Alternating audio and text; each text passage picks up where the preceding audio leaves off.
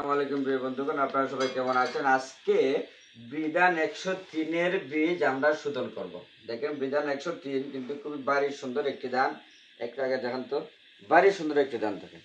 আর ঠিক 28-এর মতো ধান লাগে ভাই, ঠিক 28-এর মতো ধান লাগে না? 28-এর মতো ধান লাগে।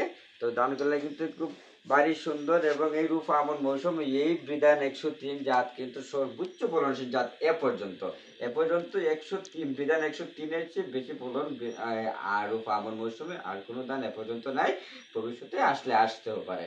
আপনারা যারা যারা রূপা আমন ধান চাষ করবেন, এই ধানটা আপনারা সিলেক্ট করে নেবেন। এই ধানটা আপনারা সিলেক্ট করে নেবেন। এখন আমরা এটা বীজ শোধন করবো। কি দিয়ে বীজ শোধন করবো? এটা হচ্ছে কার্বনডাইজিম গ্রুপের ছত্রাকনাশক স্কয়ার কোম্পানির খাজিম। এটা প্রতি লিটার পানিতে 2 থেকে 3 গ্রাম, 2 গ্রাম দিলেও চলে, 3 গ্রাম দিলেও চলে। এটা বীজ শোধন করা যায়। এখন কথা হচ্ছে, এখানে বীজ আছে 5 কেজি বিধান 103 এর বীজ। 6 থেকে 7 লিটার পানি দিয়েছি। 6 থেকে 7 লিটার পানিতে আমরা 2 গ্রাম করে হিসাব করে 12, 13, 14 গ্রাম কার্বনডাইজিম গ্রুপের পাউডার দেবো এবং আগে এটার মধ্যে পাউডার মিশাবো, তারপরে আমরা দান দেবো। এর আগে আমরা জানিয়ে রাখি, এটা কিন্তু 50 গ্রামের প্যাকেট, 3 ভাগের 1 ভাগ দিলে আমরা 14-15 গ্রাম করবো। ভালোভাবে মিশাইলাম।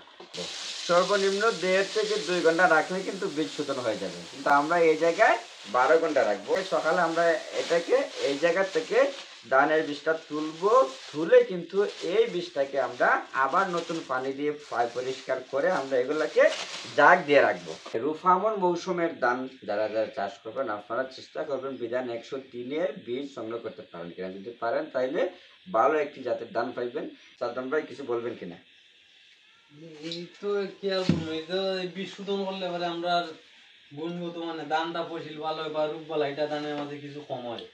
এর আগে আরো শোধন করছি আমি, কইরা ফল পাইছি ভালো। বীজ বাহিত রোগ যাতে দমন হয়ে যায়, পরবর্তী কোনো সমস্যা না হয়, তার কারণে কিন্তু আমরা এই বীজটা শোধন করছি।